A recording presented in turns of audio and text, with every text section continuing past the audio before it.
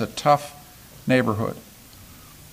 And I, as you do, talked to a high school class, 300 people in school. A couple of kids stayed behind afterwards, and I patted some kid on the arm who was in a kind of slightly shabby shell suit, and I said, "Hang in there, kid, get your high school." And he turned on me with a kind of fury that I've never forgotten. He said, "You have no idea. You have no idea, Mr. Ignatieff, what happens when I go out the back of that gymnasium door. I go out into a street which is a jungle. I don't know whether I can find room in my home to do my homework. I do not know whether I'm going to be able to come back here and finish high school." And so whenever I think about inequality, I actually end up thinking about that 15-year-old. Because you really do want a society that thinks they all count. They all count. Every one of them counts.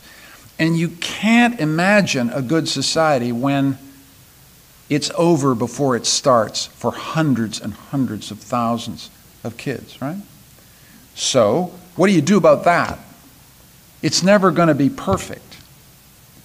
Misfortune happens. Bright kids just lose their way. But you do want a society in which we say, as a matter of public policy and ethics, everybody has to have a chance. And that then means public goods. That then means public goods. We just have to have the best education system in the world, and we have to start them real early. We have to have early learning and child care for every Canadian family. Don't worry, this is not going to be a political speech. I tried all this stuff in politics, it didn't work, but I'm still stuck. I'm still stuck with it, right? I mean, it's what I believe, unfortunately, so you got to start them early, and you got to say everybody plays. Because I'm convinced that growth, the future growth of our country, is being held back both by the inequality we've got. Remember, we talked about that a minute ago. That is, if the middle class can't consume and they have to borrow to maintain their standard of living, something's wrong here. It's a choke chain on our growth. The second choke chain is the amount of talent we're wasting.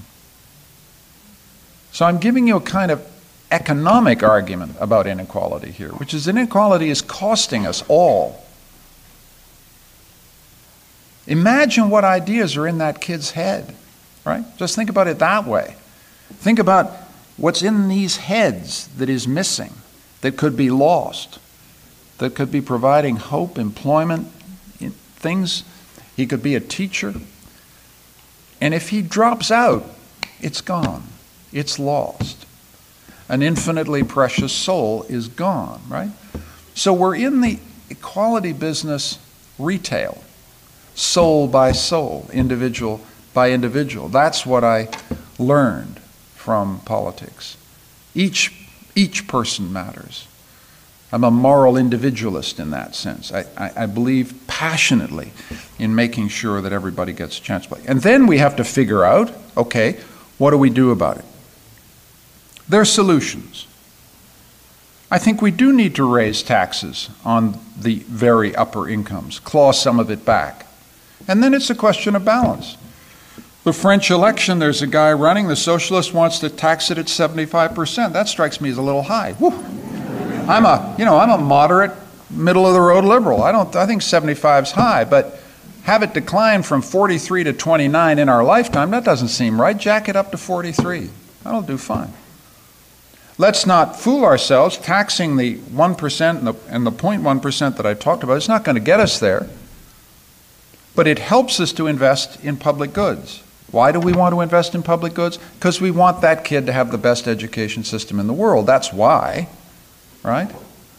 And we want to say to those who have great wealth, and that's anybody over $250,000 in this country, look, your returns to income are a return for your hard work and effort. Nobody wants to begrudge you that. But they are also the result of living in a place called Canada, right? The public goods, the education system. Your personal success is a result of the public goods of your society. So you got to pay back. It's fair. There's a fairness argument there that I think we can make. The other point, and this is a little detail, but it's not minor, is let's tax income as income. We proposed during the last election, don't worry, I'm not going to refight the last election. I remember and respect the result. But stock options that high earners get are not taxed as income. They're taxed at a much lower rate. These stock options are worth an awful lot of money. We propose to change the taxation regime of that and say, income's income. That's a simple idea, don't you think? Income is income. I don't care how you made it, it's income. We'll tax it at one flat rate, 43%. How's that for you? That would have raised, just changing that thing would have raised an extra $500 million. I don't think that would act as a disincentive to wealth and investment and productivity. I'm very sensitive to that. I said before, you don't want to kill the goose that lays the golden eggs, and some of the guys downtown lay a lot of golden eggs for a lot of Canadians. But income is income, period, right? The other thing we want to do is strip out what we call tax expenditures. I'm sorry to getting into the weeds here, but if we're going to talk about inequality, let's get serious about what you do about it. We've got a lot of tax expenditures, a lot of tax breaks and deals and incentives. If you take your kid to hockey practice, you get some little thing, you know, all this kind of stuff. No! Strip it out. Strip all of it out, all of those breaks, because that's a source of inequality and disadvantage to some. It advantages some but disadvantages others. Have a really simplified tax system. And then you can put tax relief in at the bottom and help the middle class. That's kind of how I see it. So we do that, and then we have to invest in education. We've got to invest in education from the beginning right through your lifetime. Your education, the kids' education, everybody's education. I don't see, government cannot create jobs. We haven't got a clue about that. But government's jobs is to get people ready for a future that no one can predict. And the only way I can think of doing it is giving them the best damn education this country can provide to every single Canadian, so that we do not have 15-year-olds in a North End school in Winnipeg thinking, I'm not going to make it. We can't afford to waste a single person. It's all hands-on-deck time, is my view of this. Partly also because of the demographics. Our population's not growing. We got to get everybody on deck. We need everybody playing, and that means education. We also need to fight regulatory capture. I said as a joke before that one of the impacts of inequality, it seems to me, is regulatory capture. We pay too much for stuff, and we pay too much for stuff because the big guys have got their hands on politics. And we've got to get up there and say, we love capitalism. We love free markets. Let's just have some for a change, right? And that has to be said to Bell. That has to be said to Rogers. That has to be said to the people who are enormously powerful in our economy, make enormously important capital investments in the economy, but we still have an economy in which 800,000 people don't have access to the internet, living in remote and northern communities. Inequality is not just an inequality between individuals, it's also an inequality between regions, between rural and urban, between northern and southern. What's a country for but to bring us together around a sense that there's some inequalities that are not a problem ethically, and there's some where money doesn't just talk, it screams. So, and we want to do this in a moderate, thoughtful, careful way. There are trade-offs all the way along the line. If you raise taxes too much, you might lose some good people.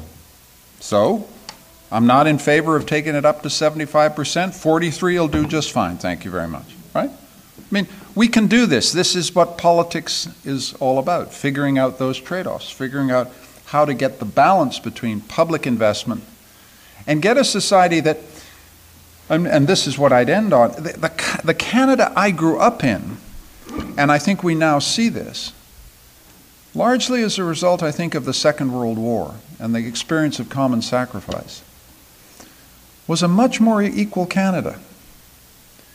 And you can see it in the numbers. Between 1945 and 1970, we had a very, very constrained, much more equal society in terms of income.